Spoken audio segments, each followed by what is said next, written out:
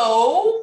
I will. My peeps are here. Thank you so much for agreeing to do this. It's nice to see you. This is being recorded, so I hope that's not going to be an issue because we want to, a lot of people couldn't make it this evening, but they all want to be, hear the conversation. Right. Hi, Julie. Hello, how are you? It's good to meet all of you. Hello. Julie, why don't you introduce yourself? Yeah, hi, I'm Julie. I'm the impact producer for CURED. So I've been helping, Wildo and I have been collaborating to organize this event. And yeah, really looking forward to hearing the conversation. So you can see that's Etan, Dr. Etan Nasreddin-Longo and Malaika Puffer. So we're going to talk briefly. Should we wait for Bennett and Reverend Kennedy? Yeah, sure. I think that sounds good. So I just want to give you two a heads up that, my opening question to the two of you will just be your general thoughts about the film. And then I do have some specific questions for you too. Just basically what I know, Malaika, you've always been intrigued by the DSM. So my probably question to you is just going to be, did it affect your analysis or critique of the DSM? And then I'm hoping that you'll ask each other questions. I'm hoping that, Etan, you'll have questions for the filmmaker and Reverend Kennedy and Malaika also. And I'm really excited about this film because I feel like it's what MadFreedom is trying to do, and that is I feel like we're just as much a mad rights organization as we are an LGBTQ organization, as we are a racial justice organization. And so I want to get into those issues as well, if possible.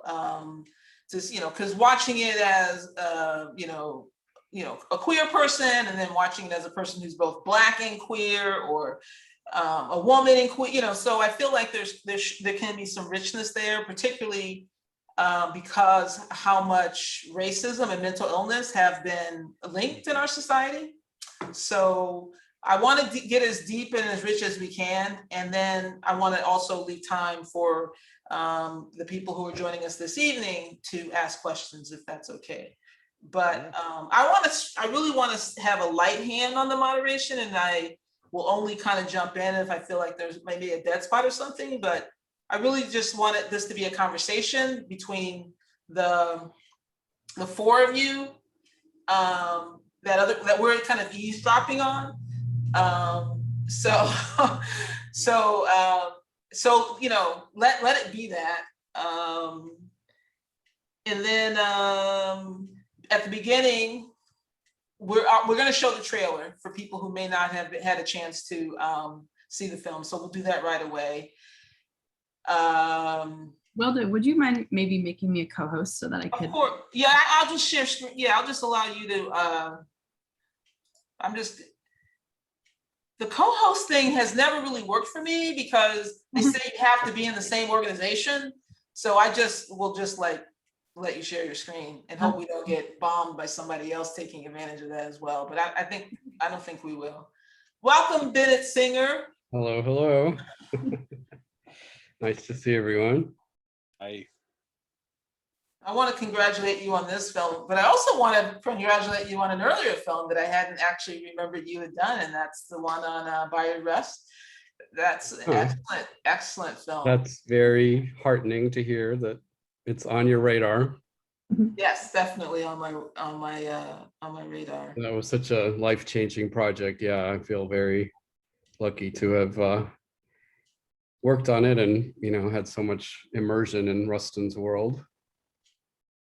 I like the projects you're involved in. I feel very lucky. And Eyes on the Prize before that was the beginning of it all for me. That's quite a resume. Stumbled onto that as an intern. It was supposed to be 2 months of fact checking, and it was 5 years, and I was just kind of hooked from then on these kind of films. So the right place at the right time or something. Yeah. I also noticed that Andrew Tobias was listed as an executive producer. Is that the same Andrew Tobias that wrote Best Little Boy in the World? It is. It is. Wow.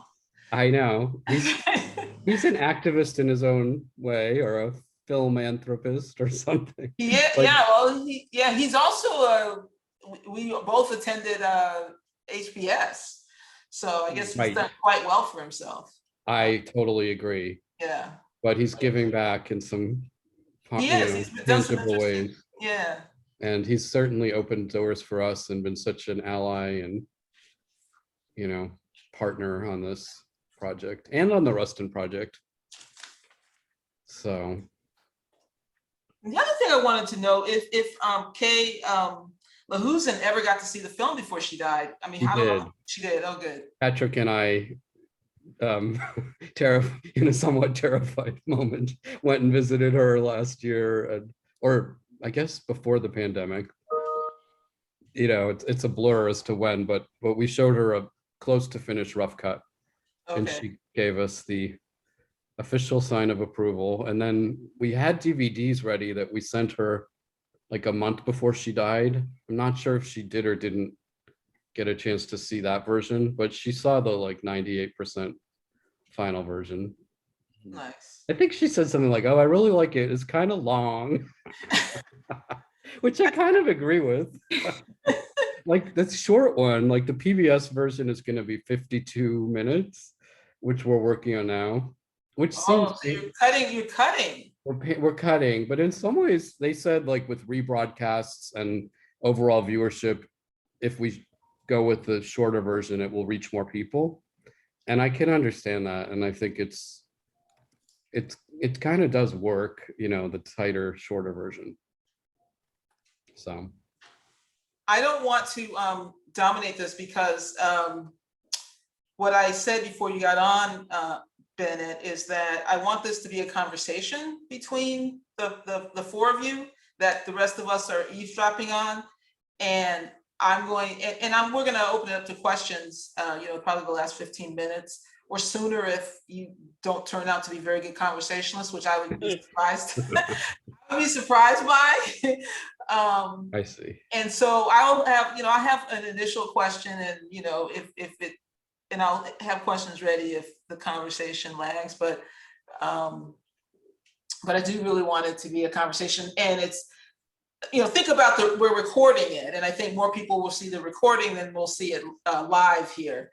And so it'll live on just like your film did. So, well, that's great to hear, and I don't want to dominate it either. Of course, I have a lot to say. But that's so if Etan or Malaika have a question for Bennett before we get started, because I've asked them to ask you each other questions, and you might want to, if you want to feel them out now or something, like I was asking my personal questions about Andrew and Kay. So sure.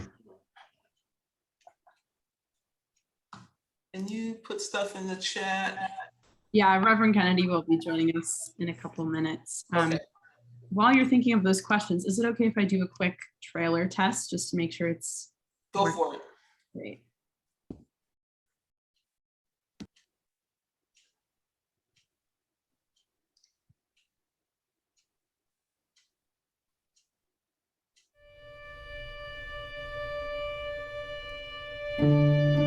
If you were gay in those days, you were diagnosed as suffering from a mental disorder. Like so many people in my generation, I went to psychoanalysis to be cured. These are some of the methods doctors employ to cure homosexuality: electroshock therapy, hysterectomies on lesbians, castrations of gay men. I think it works. Great. Awesome. How long is the trailer? That's one thing I forgot to check. It's about 2.5 minutes. Okay. I noticed you had a viewer discretion advisory at the beginning of the film, Bennett, but we don't have one for the trailer. It's I true. was Maybe grateful for that, I have to say. It was funny. A lot of this happened, well, No, it didn't. I was very small. I came out when I was 14, but a lot of this was still before that moment. And I found it was very triggering. I understand. Yeah, I think it's a smart idea, which we often do, just to speak or to share something out aloud about the graphic images before we play the trailer. If you think that would be helpful. I would just say yes with that. I mean, I had a moment where I was in the middle of my day and said, I've got to watch this. And so I sat down with my cup of genmaicha and, I'm all like tucked in. I got my plants, everything's fine. And suddenly I'm going, oh, fuck. Right. And I spilled the tea and I just kind of went, okay, it was like, there was about 15 minutes of calm down. Right. You're on Earth. I'd love to talk more about that. Yeah, I think that's really good feedback. And, we certainly deliberated a lot about what to put in the actual film and the trailer. And, even if anything, in terms of the treatments. And I think it's something that, could benefit from chatting about, because of course, we don't want to traumatize anyone, but I think it underscores what the stakes were in terms of what the God, yes. No, please don't take that as criticism. No, I'm not. I'm just saying, like, as on the filmmaking side, like, it could have been even more graphic, for one thing. Oh, like, God, yes. We held back in terms of how far does the lobotomy needle go into the guy's eyes, and I don't know. Like, it was a debate among us, and I agree. It's every time I see it, it's really traumatic too. But did it do something? What did it do to you to make it? Well, that's a good question too. Ultimately, I think it gave me hope, as far as the uplifting aspect of change is possible. But I guess I tend to be optimistic. And I don't want to be like Pollyanna-ish either, because of course there's a difference between Pollyanna and optimism. Yeah, I know. Okay. But yeah, that's what it did to me ultimately. That's what I took away from it. That's wonderful, actually. Right. So maybe I'm rationalizing, but I hope that there was some, homosexuality is no longer in the DSM. We can all agree on that. That is true. Anyway, but yeah, so much. You should also be aware, though, that some of that, this is maybe history for gay people, but it's very much the present for other people who are psychiatrized. And ECT is currently used, and it's used. You have on that title at the end, Bennett, that it's used with consent, but that's actually not accurate. It's used forcibly in this society, and so when people see it, they're not looking at it as this is used to happen.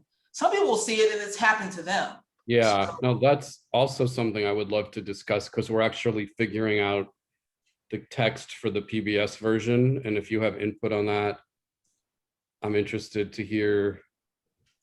I think that it's not. I mean, that title at the end where you say it's used with consent and successfully, some people, it's just not accurate. I don't know about the successful piece, but I just know that we're currently fighting against forced EC. Yeah. Okay.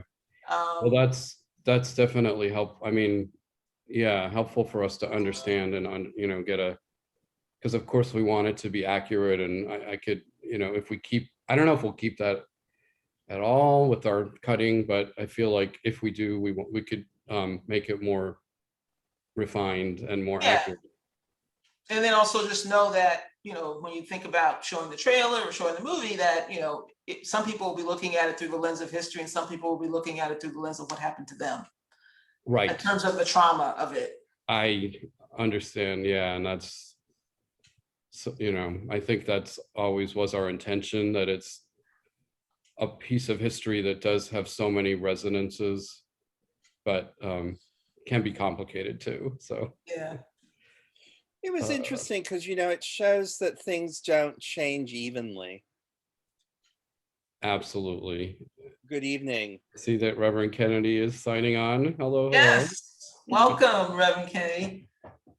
Thank you. Thank you for having me. Well, thank you for joining us. I'm Okay. thrilled to Oh boy. We be in were your busy virtual for Pride presence. Month, but Pride Month is continuing, I think. Yes, yes. It's gonna be a year-round thing after a while. Exactly. Oh, So let me just catch you up, Reverend Kennedy, where we are. So the way we're gonna structure this is, I'm hoping it'll just be a conversation between our four panelists, where I'll maybe get us started with the question as the moderator, and then you're free to ask each other questions. If the conversation lags, I may, offer up another question. Towards the last 15 minutes or so, we'll open it up for questions for the people who are joining us today. And we're also planning to show the trailer at the very beginning. I don't know if Reverend Kennedy, you're actually asking me to slow down, but I saw that I saw that flash on your screen. So I'm not exactly sure what's happening. I think Reverend Kennedy might be screen sharing. Wilda, is there a way where you can stop that? Because I'm not sure. Oh, yeah, that's the thing. I said that. Okay, there we go.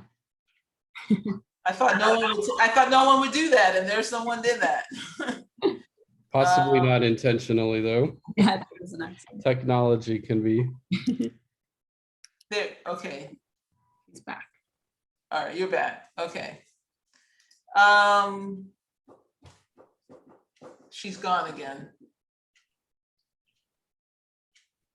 I want to get, we're 5 minutes in, so I want to get started. We have 7 people in the okay. waiting room, and they'll probably keep trickling in at 8 now. I'm just going to get started. Welcome. We are going to do the trailer at the beginning after a welcome. I think after the trailer, I think I might just ask people for a moment of silence in honor of people who've been harmed by psychiatry, especially after playing that trailer. Then we'll do introductions. We'll do a liftoff question. First question will go to you, Bennett. Basically, why'd you make the film? I'm sure no one's ever asked you that. So I'm giving you as a heads up so you can get prepared. Okay, that's a very logical place to start. And then probably go to Reverend Kennedy. I'm going to ask you about, you lived through this, and so I'm wondering how, Well, yeah. did the film capture? How well did the film capture the activism around this, and does it leave out kind of pivotal events? So that's your question, and then I'm going to ask Etan and Malaika just to comment what their overall impressions of the film are, and then we'll jump into it. Does that sound okay? Great. Sounds like a plan, Stan. All right, I'm going to start admitting. I'm going to admit everybody now.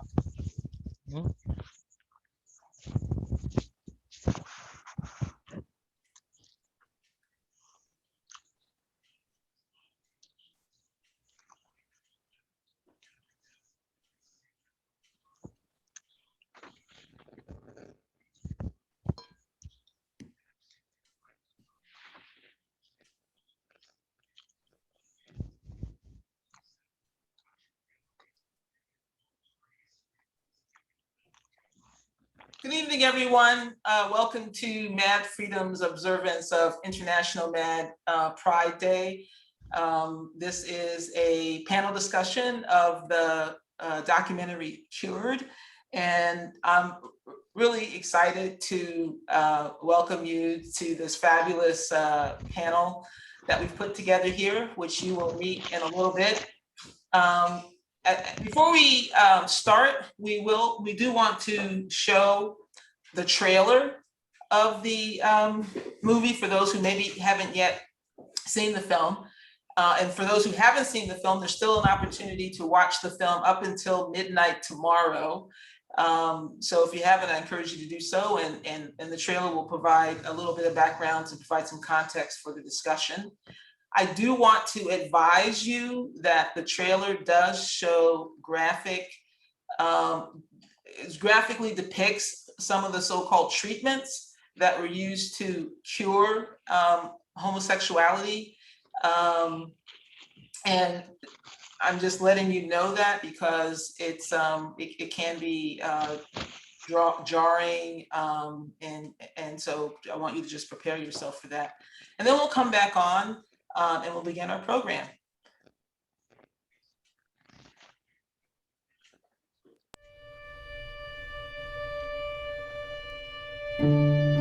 If you were gay in those days, you were diagnosed as suffering from a mental disorder. Like so many people in my generation, I went to psychoanalysis to be cured. These are some of the methods doctors employ to cure homosexuality: electroshock therapy, hysterectomies on lesbians, castrations of gay men. People use psychiatry as a reason to discriminate. Apart from the discrimination against us, it gave us a horrible image of ourselves. In the early 1970s, there was this growing rebellion against psychiatry, and we wanted to remove homosexuality from the Diagnostic and Statistical Manual. The body of knowledge which claims sickness for homosexuality has to be challenged. We could not expect our civil rights as long as we were burdened with the sickness label. Maybe it makes you feel good to be able to say that we're sick. Does it make you feel good? The body of medical evidence suggests that it is a mental aberration. There were so many of us that were at the same point. Enough is enough. We're not going to take it anymore. Period. A number of psychiatrists talked about, why don't we organize, we can make an impact. John Fryer took a step as being the first psychiatrist to say, I'm a gay person, but no one recognized him. He represented all the people who were hiding and invisible. The effect was electric. At psychiatric annual meetings, there were demonstrations, if not in fact riots.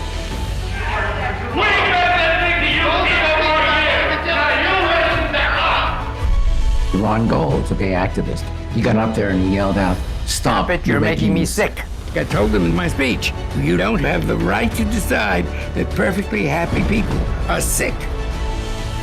This fight was the most important moment in gay liberation history.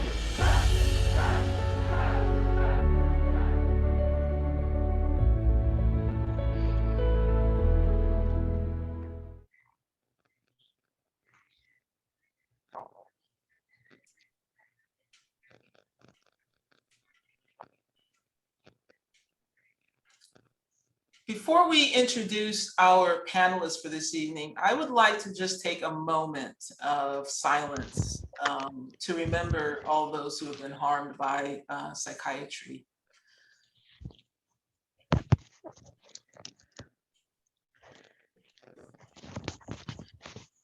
Thank you.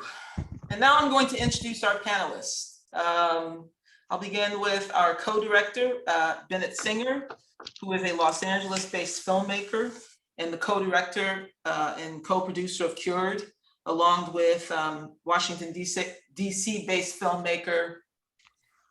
Excuse me, I'm also admitting people into the waiting room. So Patrick Salmon. Bennett's previous credits include co-directing Electoral Dysfunction, an award-winning film on voting rights, and Brother Outsider, a documentary portrait of the gay civil rights activist Bayard Rustin that premiered at Sundance and won more than 20 international prizes, including the GLAAD Media Award. Reverend Kennedy has been fighting for social justice for more than 5 decades, an active participant in the civil rights movement, the women's movement, and the movement for LGBTQ equality. She is an original member of the Black Panther Party, who describes herself as, quote, the gayest great-great-grandmother out of the closet you'll ever meet. A resident of New York City and a member of National Action Network, she is a Stonewall veteran who is working on a book called Shades of Stonewall.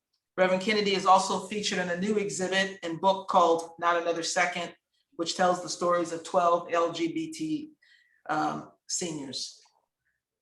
Malaika Puffer is a psychiatric survivor and disability justice advocate based here in Vermont. She leads peer support and advocacy series at a community health agency. She wrote her own biography, so she's being a little modest, but she's also a real leader in I think the MAD movement and a kind of I think she has a lot of expertise in the DSM as well, and a critique.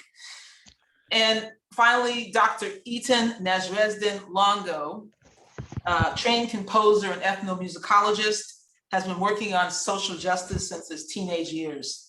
He was diagnosed with bipolar disorder when he was in his 20s and currently works as the co-director of fair and impartial policing and in community affairs for the Vermont State Police, and equity advisor for the Department of Public Safety.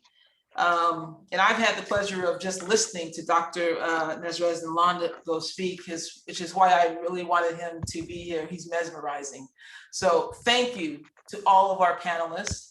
Our format tonight is really, I hope, to be a conversation between our four panelists that we are allowed to eavesdrop on. And then at the end, maybe the last 15 minutes, we'll open it up for questions. I'll get started with questions for each of our panelists, and I hope that they will engage with each other. And if necessary, I have questions that I will lob in for their consideration. But to begin, I want to put the first question to our co-director, Bennett Singer. Please tell us, why did you make this film? Well, let me start by thanking you, Wilda and MadFreedom, and it's such a pleasure to be here with such inspiring panelists. And as you might imagine, we made the film primarily to highlight this moment in history, but also to spark dialogue and conversations on ongoing issues related to the themes in the film. And so an event like this is such a dream come true, or such a happy occasion. It's one thing to make a film, but it's another thing to use it to spark conversation. So I'm really happy to be here, and I'm really the more I learn about your organization's work too, it's just very inspiring and thought-provoking. In terms of the specific story, I will say that Patrick Salmon, who was the co-director, as you mentioned, came up with this idea and brought me on board. It was about 6 years ago now that we teamed up, which is kind of epic, but there was a pandemic to contend with, and the perennial issue of raising money for documentaries, which is a killer, or really an uphill battle, but we did get the darn thing done, which is very heartening. And on the budget front, I'll just say, when so much of this film relies on archival footage, and it can be upwards of $100 a second to license that material, so it's kind of steep. And on that front, I'll just say, our main source of funding was from within the world of public broadcasting, this group called the Independent Television Service, whose entire mission is to bring more diverse programming to PBS. So for all its flaws and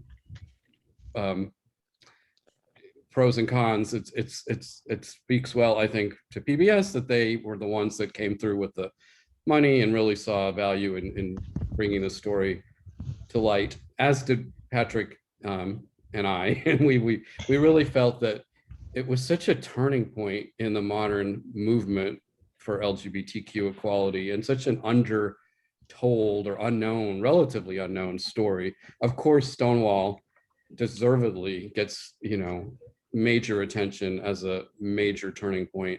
But I would argue that after Stonewall, this change was really the first concrete step towards equality, in terms of making a change that opened the door for legal protections and cultural shifts, and perhaps most importantly, a different level of dignity for LGBTQ people in terms of our perceptions of ourselves. So for all of those reasons, it just seems to me that this moment was really a pivotal turning point. And I would say too, that the more I came to understand how it happened, there's a hugely inspirational story and even a blueprint for the process of bringing about social change. People like Reverend Kennedy and so many of the other activists, some of whom are still alive and others, soberingly are no longer with us. In fact, since we started the project in 2015, 5 of the people we interviewed have died, and that's quite a high ratio considering there's not that many people in the film. But I think for the sake of history and for the sake of telling the story, we were determined to try to include the voices and the firsthand testimony of as many participants as we possibly could within the space of a 80-minute documentary. And so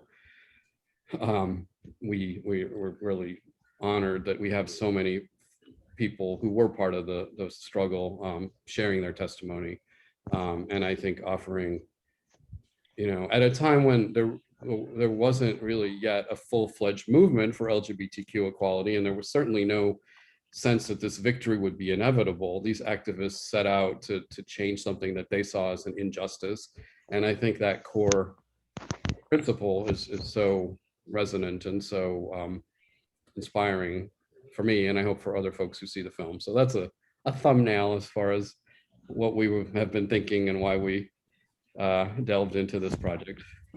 Let me just, for our eavesdroppers, could you just remind us when Stonewall was?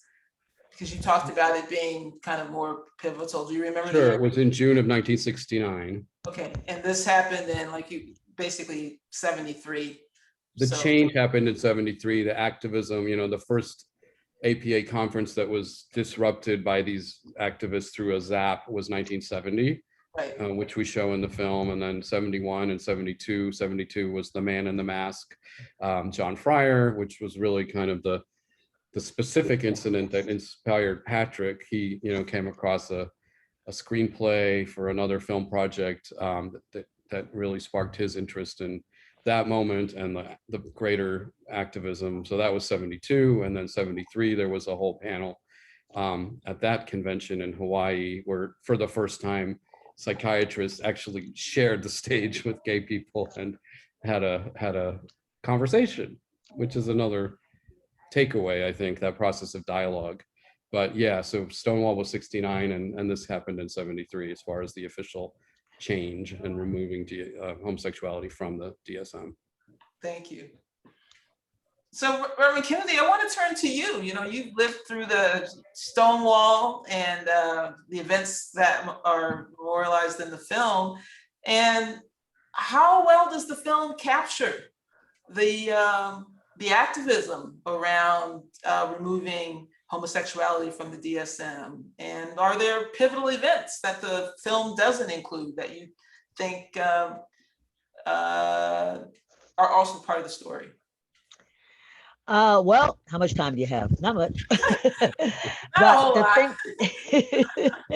But the most thing to me was that I always say, this is my thought, that there was like a whole restless gay spirit going through the universe in 1969, and what led up to the uprising and the rebellion against the police was everybody had been at Stonewall, the Stonewall Inn, and this is on a Friday, and everybody was all dressed up to go uptown to view Judy Garland.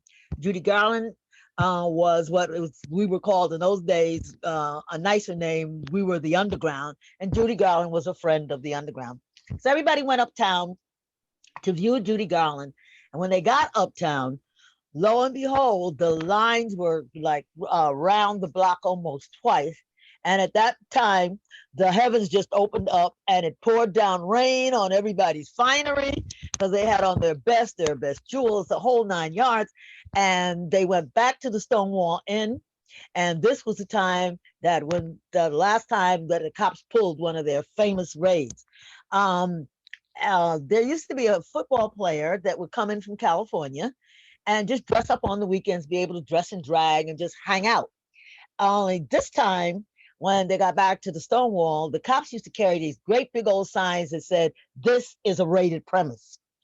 And the cops were inside, and the football player He got out, and Marsha P. Johnson, a transgender, was right behind him and snatched the sign. So both of them got out. In those days, the parking meters weren't cemented down, so he was able to take a parking meter up out the ground and put it across the stone wall door so the police inside could not get outside. And of course, all they had in those days was those little walkie-talkies. And by the time they called for backup, the word had gone around the village and people just emptied into the streets. And so this was the rebellion and the uprising against the police. It started on Friday and lasted until Monday all week.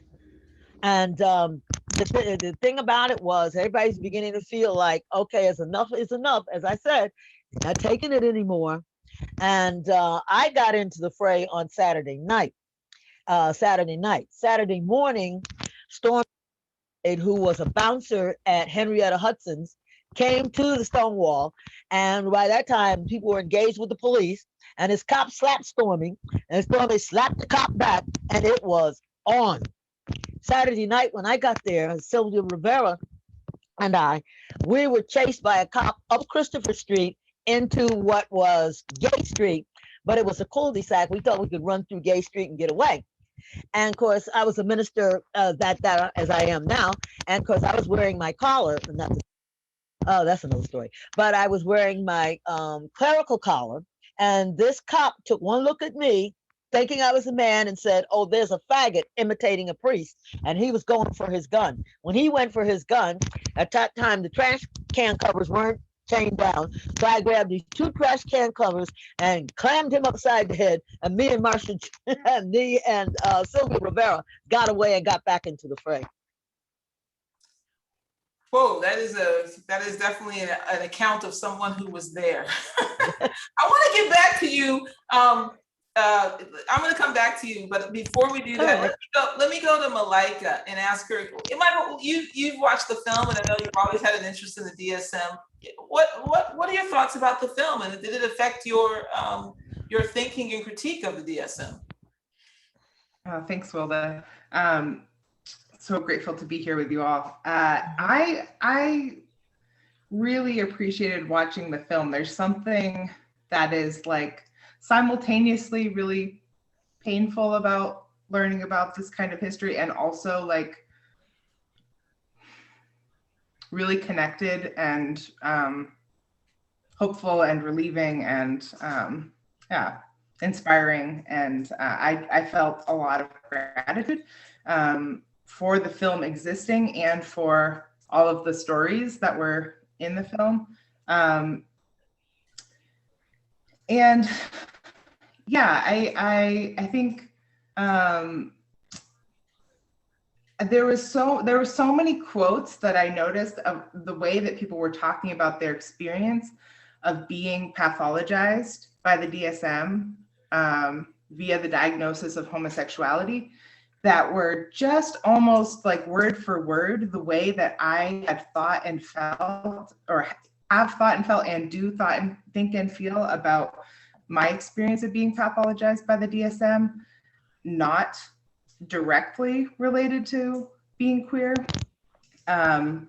So I think, you know, like the gay rights movement generally, there's so much that overlap between the struggle for liberation from psychiatric oppression for gay people and the struggle for psychiatric liberation for other psychiatrized people, and not as much acknowledgement of that as there could be. And so I'm really grateful, Wilda, for you creating the space to think about it from sort of both lenses, or many lenses. And I think another thought I had was just about sort of what's the takeaway message about psychiatry, or about the American Psychiatric Association. And you know, I feel like something that I've learned in doing psychiatric abolitionist work is to always sort of follow the money. And of course, the APA did give a good amount of money to the production of this film. You know, I feel like it did leave a pretty positive outlook about the APA, that that psychiatrists now are able to acknowledge, oh, there was a mistake. And I think there's a lot more conversation to be had about that. But I did also see your quote, Bennett, about how that didn't, they didn't influence editorial decisions. So I was happy to see that. Right. Yeah, no, I appreciate hearing all of those thoughts. And just to respond in terms of the APA as a funder, they didn't actually fund the production. Once the production was done, they did come on board to support the outreach. They had absolutely no editorial involvement in the production, partly because we wouldn't have, wanted that kind of partner or production input, and also because that would have sort of really negated its possible broadcast on PBS. Like that kind of conflict of interest is absolutely, sort of not outside of the guidelines. But we did go through a whole process of, would the APA or could the APA fund outreach type of events where we take the film to, for instance, medical schools or LGBTQ community centers and have discussions. And they did step up and offer that. And we made the decision that that would be a healthy kind of step for the project, and they're with their funding in place and acknowledged. And I would say in general, as an institution, and I certainly welcome the chance to talk about this and learn more. And I see there's quite a insightful comment in the chat too that I'd love to talk more about in terms of ECT. But in terms of the APA's role in this project, when we first began the project, it wasn't at all clear if they would be hostile towards this kind of spotlight on an aspect of their past, which is, quite unflattering and unfavorable, and, kind of does not portray the APA particularly as enlightened or progressive. And to their credit, I would say they opened up their archives and they welcomed the idea of looking at this history as a possible way of healing and really shining a light on something that they have, or I would say, evolved from. So as an institution, it's, it has been, that's been our experience with them as far as them opening up their history and wanting to see the film get made and not having any editorial input. And I just think it's interesting that it's in their interest for people to see it. And I think that's probably smart on their behalf. And there is that potential takeaway that they've evolved beyond this kind of thing. And I think that's where we need to talk more about that. I agree. And I think that is fascinating to delve into more fully. And, the fact there is this one piece that is part of the equation in the sense that the CEO of the APA is currently an openly gay psychiatrist. So I guess at least on the level of, are gay people accepted within the APA? We know the answer to that, but I certainly agree that that's not the end of the story. And I'm happy to be able to delve into, more deeply to the present day nuances and where the activism is continuing. Let's get Etan in here before we absolutely delve in. Etan, what are your thoughts about the film? I remember feeling a real sense of anger, and that it seemed, and this may be some kind of apology on my part. I mean, I'll be seeing my psychiatrist at 1:00 tomorrow afternoon, who I'm very grateful to, because I've had a lot of bad ones starting in 1978, where my problems were all tied to having a weak mother and a dead father. Wow. And, that was why I was queer. And that just didn't seem right to me, but, okay. But this one he's lovely, but I wanted to go beyond just psychiatry. Because I felt, if we're going to keep things like gender identity disorder, which only recently came out of the DSM. If, you know, or the transformation of what used to be things like Asperger's, and that's now autism spectrum disorder, I believe is what it's called in the DSM-5. If we're going to keep doing this on some level, I want to see excessive normalcy, zealotry, and self-righteousness put into the DSM. And then I'm okay with discussing all this other stuff, because what was behind all of that, there were those remarkable moments where Barbara Gaines was like literally saying, you don't have the science to back this up. Yes. And people are arguing with her. Oh, well, but it's not about science. Well, no, it really wasn't about science. It's about your notion of a certain kind of white, heterosexual, Christian masculinity that you are deciding is scientific just because it exists. And that gives it a certain power that you absolutely have to have.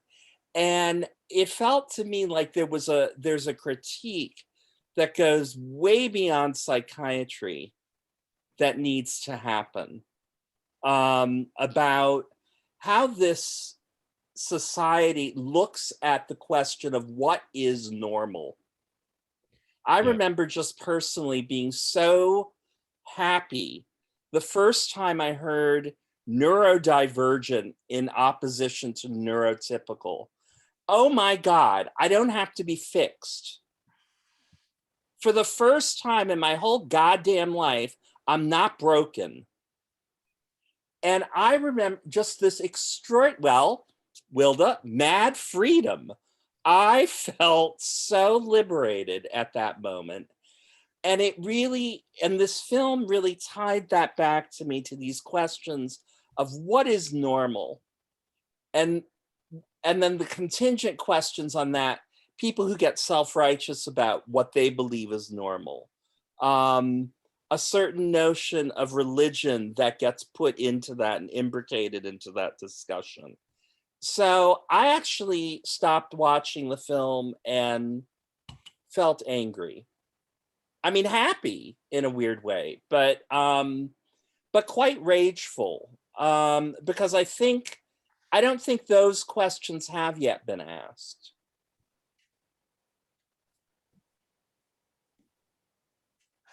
I would just jump in and say, hearing you say that part of your reaction to watching the film was to kind of have this critique or this question about what is normal. That is really heartening to hear, because it was certainly our intention to kind of embed that without explicitly having a professor or any expert come in and say, you know, and now we want you to analyze normal. I mean, I think it's threaded through the whole film, but it takes a certain analytical insight, I guess, to really tease it out or to think about normality on so many other levels, whether it's conceptions of race or gender or family structure. I think that's such a good point. Like, because something exists, it's sort of construed as this is the only thing that anybody should be able to embody, you know, especially if you're thinking about the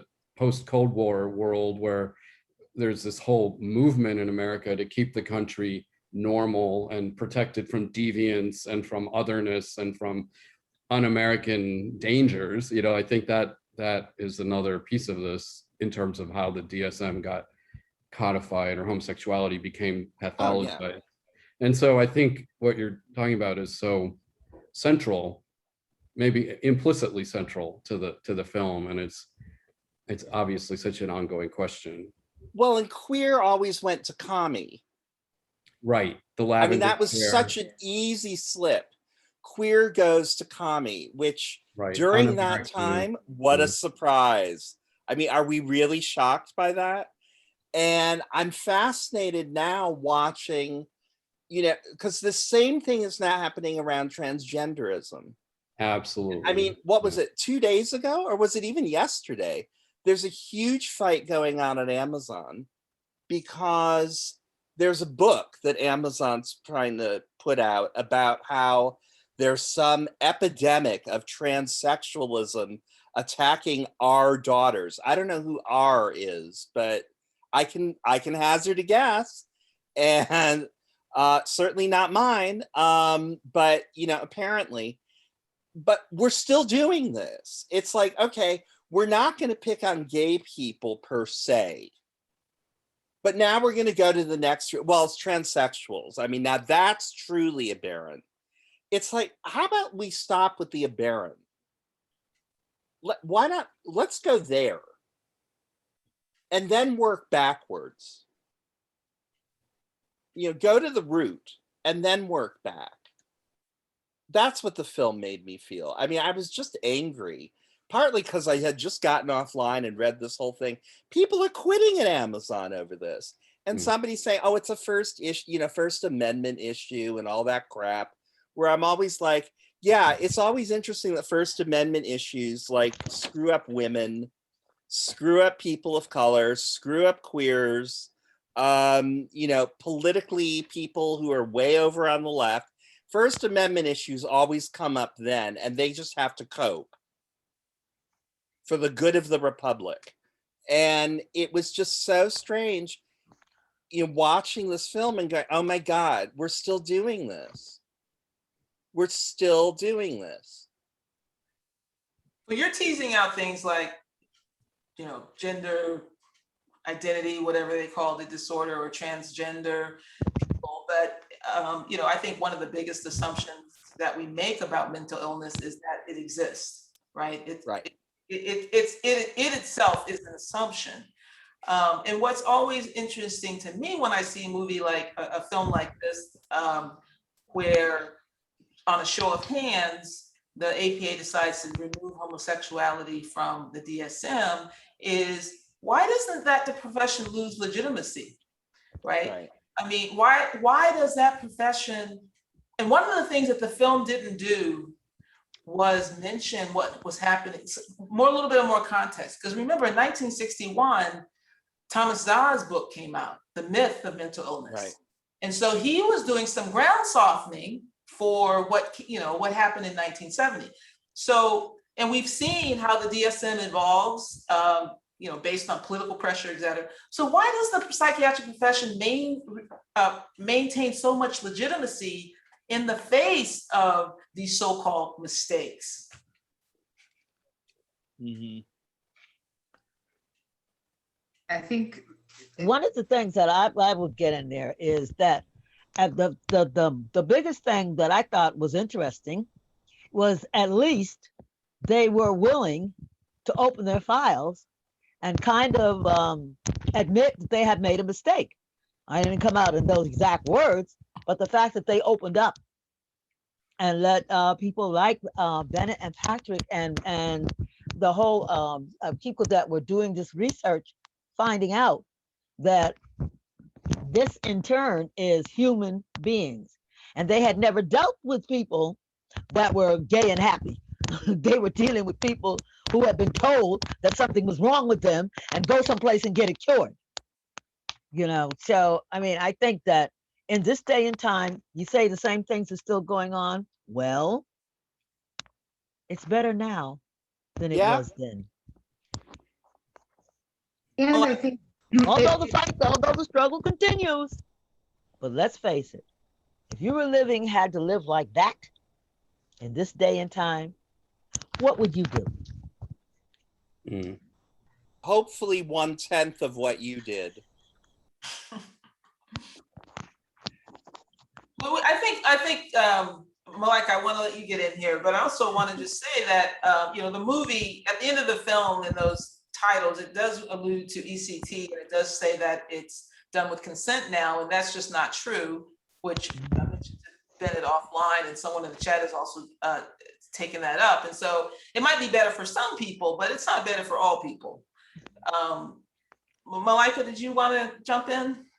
Yeah, I just think it really actually supports psychiatry's credibility to now say, oh, we decades ago made this terrible mistake. We're being really like humble and self-reflective and acknowledging our flaws. And I think that distances the issue of homosexuality as a mental illness from current conceptualization of mental illness. I think it makes us actually, in some ways, less likely to say, okay, people can be gay and happy, and gayness doesn't need to be a mental illness. But also, like, people can hear voices and be happy. And also people can be sad and unhappy and not sick. And so, you know, I think it's very strategic on their part to be framing this as, look how far we've come. And yes, I'm glad lobotomies aren't happening, and I'm glad being gay alone wasn't another thing that I could be diagnosed for. But also, I'm 32. I've had relatively recent, not very recent, but relatively recent experiences in the psychiatric system. And my queerness was part of what got me there and kept me there, because I being bi was having queer experiences. And the only way that I could interpret those experiences and understand what they were in the context of bi erasure was through psychiatry as part of a symptom of a mental illness. So, you know, I think these things are still very present, and the violence that people experience in the system is just unspeakably violent and horrible and constant. And also the violence that happens now is such a direct descendant of the violence of the past. Like, you know, I'm glad that there aren't lobotomies, but also there are descendants of lobotomies. Neuroleptics that are used now were marketed as chemical lobotomies. And so I think I feel so like eager to celebrate the effort and the labor and the activism of people who have lived through the period that we're talking about. And I feel hesitant to feel too celebratory about the state that we're in currently. One of the things that that's happening today is I'm definitely for fighting for our transgender sisters, brothers, young adults, kids, you know, and people that are going through this, because conversion therapy is one thing that really got to get rid of. And so the struggle continues and the fight continues, because conversion therapy, it's got to go. And how, by any means necessary. You know, talk to your congressman, talk to your people. And if necessary, we can always take it back to the streets if that's what it comes to. But this has got to go, because this cannot be tolerated. This is the 21st century, and we're still dealing with things that is so ridiculous and horrible. Even as we speak, young people, young transgender youth, and young gay kids, 12 and up, are living on the piers here in New York as we speak. And one of the things that's happening is Watermark Galleries is taking on with this exhibit that's happening in Brooklyn. The exhibit is on until September, called Not Another Second. The book by the same name, Not Another Second. The proceeds from that book is going to get housing and get these young people off the piers and out of the streets. You know, it occurs to me in listening to you, Reverend Kennedy, that you know, the conversion therapy is the similar battle that was being fought back in the 60s and 70s. Yes. And it occurs to me that one of the part of it is the way we advocate, because what the LGBTQ activists did was they didn't attack the notion of mental illness. They said, oh no, mental illness is a thing, but we're not mentally ill, right? So most of our activism, in no matter what movement we're in, we never really go after the structure that's oppressing us. We try to remove ourselves from the category that is subjected to oppression. So I guess before we open this up, oppression. Before we Let me open tell this you up, something. Hold on, just 1 minute, baby. Just one minute. I'm 82 years old. Give me 1 minute. The attitude of suppression and the things that have happened to us as gay, as people of color, and even as people, period. First of all, we as people of color have been here on this side of the continent since 1619, which is 402 years under indoctrination, under slavery, all of these things. And yet and still we overcame that. We can overcome this. I'm not trying to elude or disappear from the fact of what has happened and what is being said. The thing is, when something is said and it's not right, you do something about it. And I feel over these last 50 some odd years that I've been involved, that we're doing something about it. And it does not stop. And yes, you can celebrate to one side, but then on the other side, the struggle continues.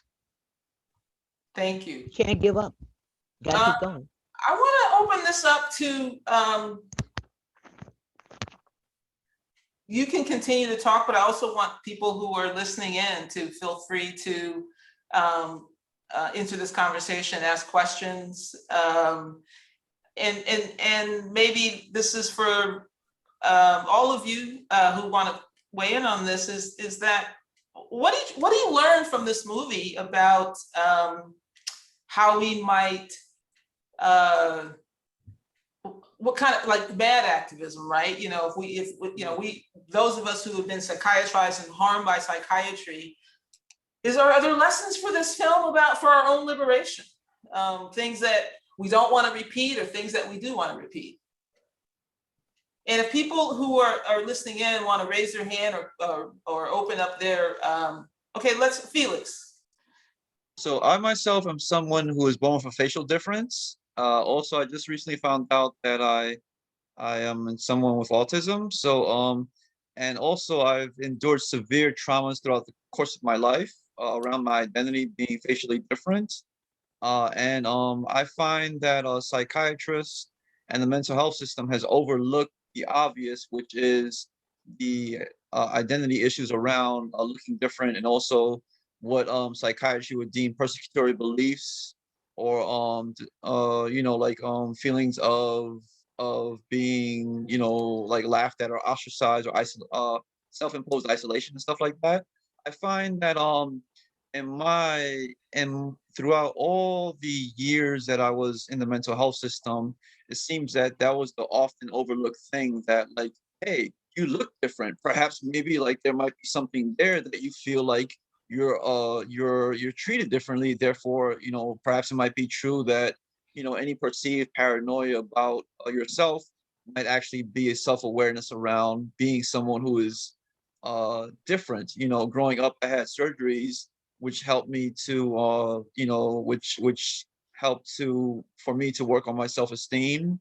And even recently I had a rhinoplasty. So I know that for me, no one ever talked to me like a human being and talked to me with compassion. It was always about, you're using drugs at this point in time and you need to take this medication. Oh, you had a time period where you didn't sleep for a few days because they took you off medication and put you on something else. And the thing is, no one ever addressed the complex traumas that I endured, the gun violence, the abject poverty, the systemic injustices and stuff like that. It just seems like people are able to throw a diagnosis at you with totally relegating your identity and your self-awareness as a symptom. And it's just insane that the mental health system is insane. Psychiatry is insane by itself. And I find that when you remove a person's strengths away from them, they are just left to basically sometimes at a point to acquiesce to the labels that are given to them. And I just wanted to say, I haven't watched the film as of yet, because I thought that it was going to be a film screening, then the panel. I didn't realize it was a panel, but I wanted to thank you all for doing the amazing work to lay the foundation for people such as myself, and for being beacons of hope and peace, and much appreciation. Thank you. Thank you, Felix. I appreciate you joining us this evening. I appreciate your comments immensely. Ward Nile, your hand is up. Yes, thank you for recognizing me. Do you hear me okay? Yes. Yeah, I think, I come about it from an advocacy perspective. Hi, everybody. As for what is it we do now in the future. And I watched this film. I've watched similar films. There's one called Crip Camp, which is, I think, an excellent film. And also going back to look at women's suffrage, and the effort there, which was like, what was it? 80, 90 years of work to get to something that simple, and trying to understand what do we gain, like Malaika and I, who are activists, what do we learn from this film? And, I tend to look at things like there were some clear objectives, women's suffrage, and Crip Camp had a clear objective. And this also had a clear objective. It's like, what is our clear objective that we're going to focus on and, and hit and really change? One of the things I like to throw in here for everybody to realize, you talk about women's suffrage. You got to remember that during the time of slavery, 1893, in the Senate, they had two choices. Two choices was give women the right to vote or free the slaves. What did they do? They freed the slaves instead of giving women the right to vote. So the thing is, it is an ongoing struggle for equality to this day.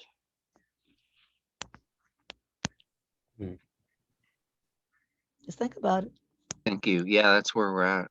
And I think, just to jump in, that whole, like, this is such a good point. Like, what is the objective? Is it to reform a system that is predicated on this notion of mental illness as a fact, or as something that exists, or is it to question the very premise, as Wilda is saying, which was different from what the activists in this film set out to do, but is something that I hear you saying, Wilda and others, it should or could be an objective today. And I think that's really fascinating to think about, having read Thomas Szasz and, that sort of that basic question of what is the premise, what is the system, what is the potential for systemic change, what is the goal, how do you get to that goal? Get insiders from within the world of psychiatry and mental health, like the present day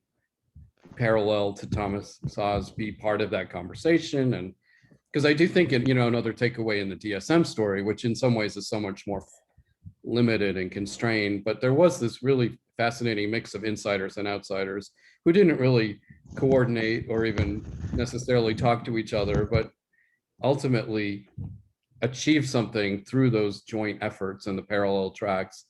And I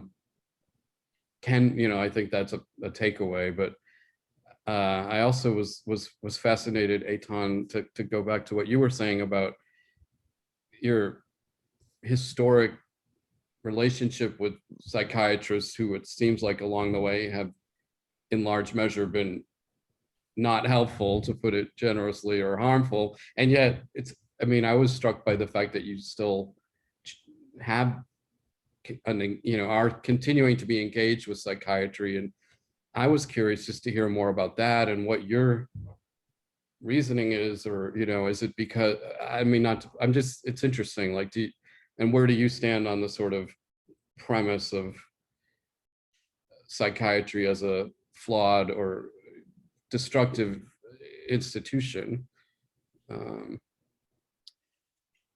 I think it's very flawed.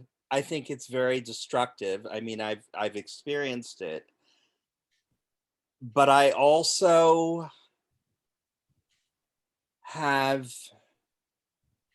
give me a moment, it's hard to talk about. I lost a career because my moods, and I'm trying to phrase it in such a way that is as open as possible, my internal state was so chaotic, that it was difficult to maintain a career as a professor at the University of California. Other things had happened before that, and I would look around and see other people not wrestling with this. And I made a decision at some point where I said, well, I could say all psychiatrists are bad, or I could try to find one who might actually get it. And what helped me with that was I had friends who had had bad breakups with people of either gender and had decided that that whole gender now was evil. And I kind of went, okay, let's try a little nuance here. I've had bad psychiatrists. Maybe there's someone out here who can be helpful. And I managed, and I'm skipping over many steps, to find someone who, several someones who were, I think, very, very progressive. I mean, the person I have now, his idea is to do as little with medication as possible. And there are certain classes of medications he won't touch. And I am what they call, at least psychiatrists call, treatment resistant. I mean, my depression is not easily tamed, even by some of these really awful, horrible drugs.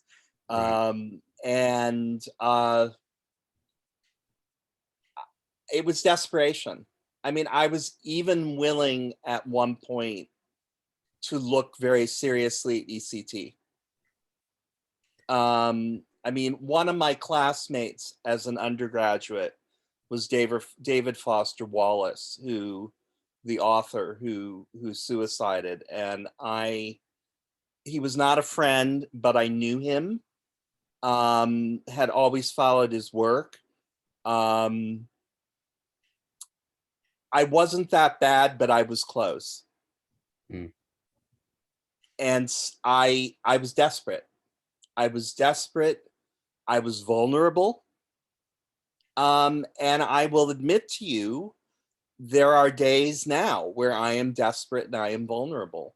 I mean, revealing so much. I hope I'm not horrifying anyone. I mean, no, you're being so, I appreciate it. Thank you. As do I. Yeah, it's very thought-provoking because these are such universal questions in some level. Like, it's very, I appreciate your openness. So thank you for. Okay. Amen. Go right there. Me too, brother. Speak on. I mean, 2 weeks ago, I was reading about the new 157 graves of unmarked graves of Indigenous children that they discovered in Saskatchewan at an old Indigenous school. And I lost it. There was a period in my life where I was in an orphanage. I was molested when I was there, and it totally dysregulated me. The only person I could call who helped was my psychiatrist.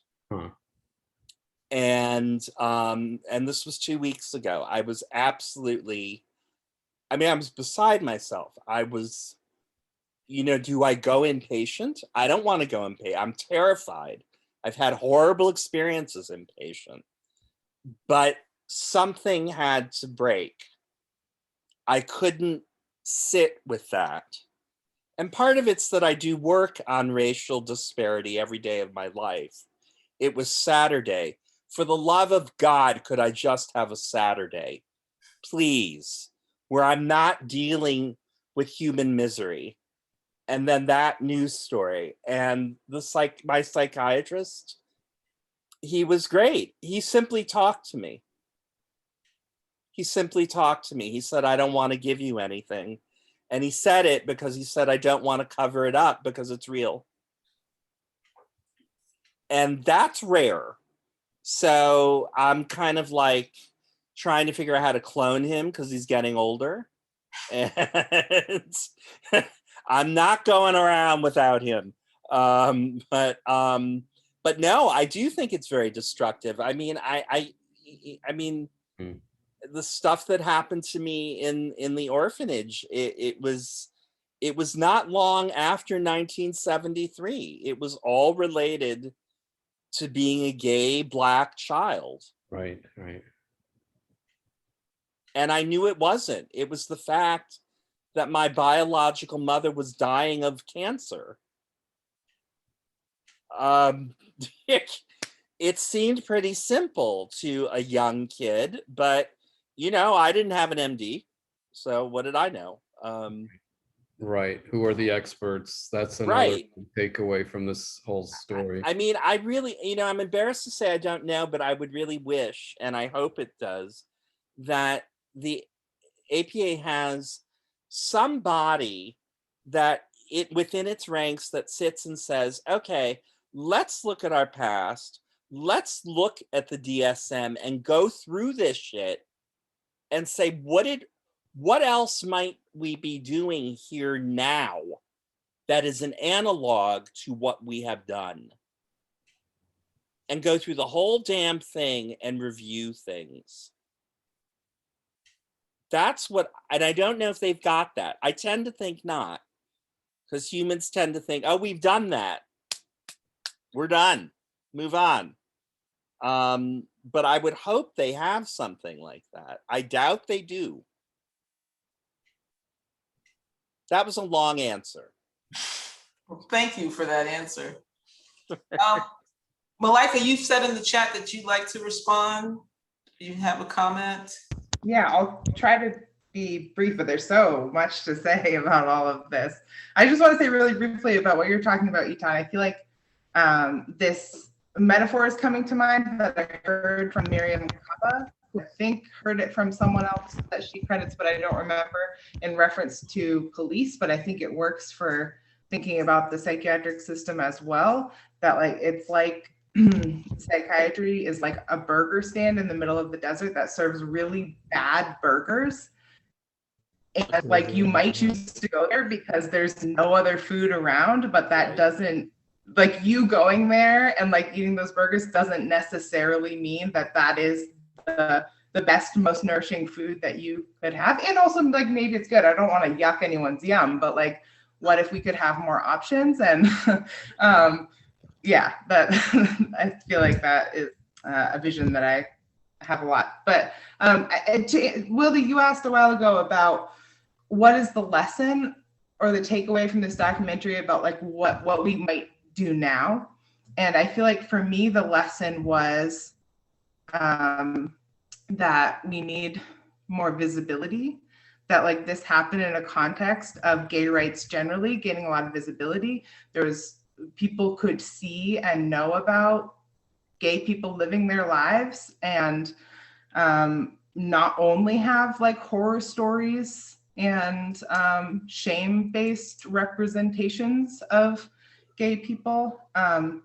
And you compare that to the representation we have now about people who are labeled as mentally ill. It's not positive at all, generally. And then there's a unifying goal and a unifying language.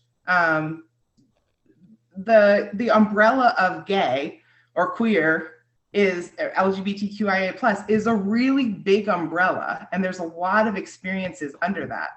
And the DSM creates pretty narrow umbrellas for people's experience and tells us that these are individual things, individual deficits, and what would it look like to have a more unifying movement and unifying vision and language for all the people who are psychiatrized now. And I think there's many ways folks, psychiatric survivors and MAD activists have tried to do that, and we just haven't reached that sort of cultural saturation point or haven't succeeded in communication to get to that place yet. Thank you. We are about at the end of our time, but I want to give anyone who has a final word or comment an opportunity. Why don't we begin with you, Bennett, where we'll go out as we came in. Okay, well, first I would just genuinely like to thank everyone for being so open and transparent, and one, just one thing that's been on my, that I keep coming back to, both in the story of the film and in this conversation, is the huge value of listening. And like what you said, Etan, about why the conversation you had with your psychiatrist was affirming, but also in the context of the story, I think that was such a turning point in the activists' strategy. For a long time, they were invading these conferences and shutting them down and really having confrontation.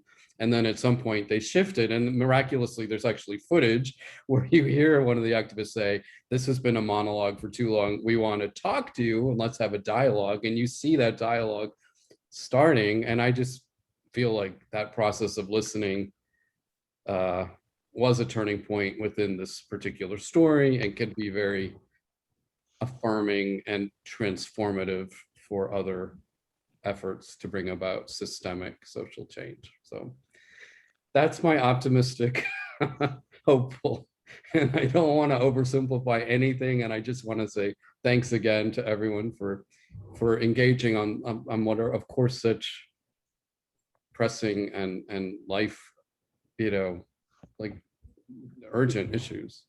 So I've learned a lot. Thank you, Bennett. Reverend Kennedy, yes, I want to thank the brother for being so open and honest and sharing. And one of the things that, like I said, I'm 82 years old, and I've learned over the years, the biggest thing, love is the biggest medicine. And I always say to the young people, old people, me people my age and older, first thing, learn to love yourself. Live your truth. Laugh in the face of adversity, and don't let nobody turn you around. Thank you, Reverend Kennedy. Malaika. Oh, how am I supposed to follow that? Thank you, I appreciate that. I guess I'd just be very brief and say, I just really want to say I appreciate the name of this film so much, CURED. And I think it says a lot that the cure to like the illness of homosexuality was just the reframing of it. And I think that that concept bears out for a lot of other things in the DSM today. I think you followed it just fine, Malaika. Thank you. Etan, you have the final word. Oh boy, great. Well, I'm a little bit of a mess. I'm all of you. I am personally grateful for the work that all of you do. Malaika, the metaphor that you raised opens a world for me, and I'm very grateful. Reverend, I needed that like I needed manna from heaven. Wilda, I can't wait to get to know you better. Likewise, Etan. And and the film is just, thank you. I understand what you mean when you say you have hope, because after this panel, I get it. I get it. I didn't know I needed this as much as I did. So thank you to all of you. I just have to piggyback on Etan and say thank you to all of you. This has been a wonderful panel discussion for me. I've enjoyed listening in. I appreciate all that you do. I think the most radical thing we can be is ourselves. And I encourage all of us to, go be ourselves. That's the revolution right there. Thank you for all those who joined us this evening, all those who watched the film. And if you haven't, please do so before Friday midnight. And happy Keep hope alive. That's the biggest thing. Keep hope alive and know that your higher power, whatever you call your higher power, loves you just the way you are. And you are a gift to your higher power. And your higher power is a gift to you. Love is the answer. Okay, so before we get off, David Oakes has asked, he says, for the third time, please address concern about misinformation about coerced electroshock. I thought I did. Before we went on Zoom, I talked to the filmmaker about the error in the title that said that electroshock now is only given with consent. And I told him no, that it's still being used forcibly under court order against people's will. And he said he was taking that in, and the movie is going to be edited to be shown on PBS. And so there is opportunities for that to be corrected. And the co-director, Bennett Singer, has said he's open to getting it right. So I hope that's what you meant by correcting the misinformation. I appreciate the feedback from Wilda and also from David. And we are in the process of updating that text for the broadcast version. And as far as the question about the website, I will take a look at that. Yeah, I don't know to what extent this is addressed on the website, but we could address it on the website. And that is, yeah, I will take a closer look at that as well. And I'm going to save the chat and make sure that Bennett gets a copy of it, so that right. I appreciate that. Chat that could help correct that. We want to do that. So if there's nothing further, then thank you all. Have a good evening. Happy International Mad Pride Day. Amen. Go right there.